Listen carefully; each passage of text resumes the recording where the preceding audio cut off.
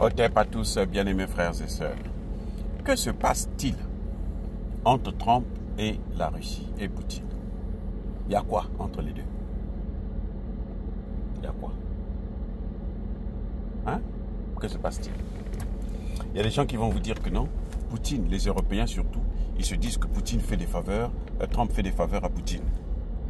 Que les deux s'entendent bien. Que il y a même des gens qui vont vous dire que non, pour les frappes là, de la frappe de Trump là, Poutine était au courant. Si Poutine était au courant, donc l'Iran aussi était au courant. Forcément, parce que Poutine ne va pas sacrifier l'Iran. C'est pas possible. Bref, ce qui se passe, c'est quoi? C'est que Trump, je vous ai déjà dit ça à plusieurs reprises, a un problème. Il est en guerre contre l'État profond. Parce que l'État profond, là, c'est celui-là qui est au cœur de ce qu'on appelle les mondialistes. Ceux qui veulent avoir un grand gouvernement mondial. C'est l'État profond. C'est cet État profond qui soutient Kagame. C'est cet État profond qui soutient Netanyahou.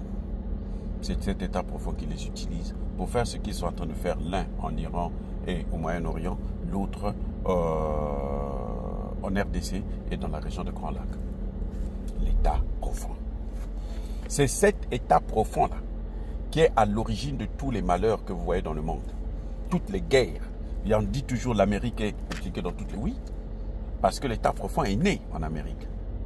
C'est pour ça qu'ils sont dans toutes les guerres. Et Trump est en guerre contre eux, parce que Trump, lors de son premier mandat, il avait fait un discours une fois aux Nations Unies pour expliquer que lui, il est pour la souveraineté des États. Contrairement à l'Union européenne et à l'Amérique de Joe Biden et de Bill Clinton, Obama, Bush et tout, qui sont une Amérique supérieure qui gouverne le monde. Les Américains pensent que si il y a un gouvernement mondial, ce sera un Américain qui va le gouverner. Non, pas forcément. Ils ne les avaient pas forcément. Le patron de Davos, ce n'est pas un Américain. Ah oui. C'est, je pense, un Anglais d'origine allemande. Le patron de Davos, Klaus Schwab. Ce n'est pas un Américain. Donc Trump ne veut pas que demain l'Amérique se tombe dans les mains de quelqu'un comme ça, un étranger, qui va venir et puis bousiller les intérêts américains au nom du mondialisme. C'est pour ça qu'il est en guerre contre eux. Ce sont les mondialistes qui ont créé la guerre en Ukraine, qui ont créé la guerre contre l'Iran, les sanctions contre l'Iran, qui ont entraîné justement la dédollarisation. La dédollarisation est la conséquence directe des sanctions occidentales sur les pays comme l'Iran, la Russie, Cuba et autres, le Venezuela et autres. La dédollarisation, c'est la conséquence directe de ces sanctions. Et Trump arrive, se dit non, mais lui, on l'a amené pour venir régler les problèmes économiques. Parce que l'État profond, c'est une petite minorité. Plus l'État profond est fort et riche, plus le monde s'appauvrit.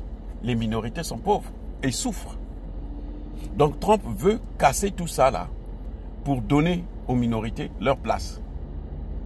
Même s'il veut toujours l'hégémonie, la grandeur de l'Amérique, mais pas la grandeur de l'Amérique dans les mains de quelqu'un d'autre, mais la grandeur de l'Amérique souveraine.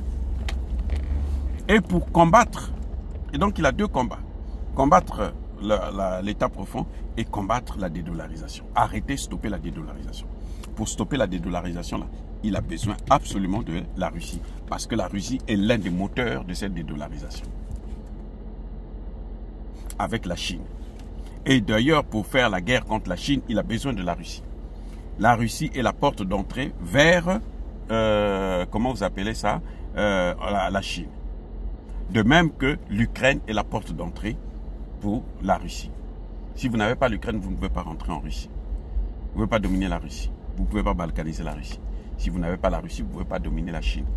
C'est pour ça d'ailleurs que les deux pays ont signé des alliances très solides sur le plan commercial et même militaire. Les amis, c'est ça le problème de Trump.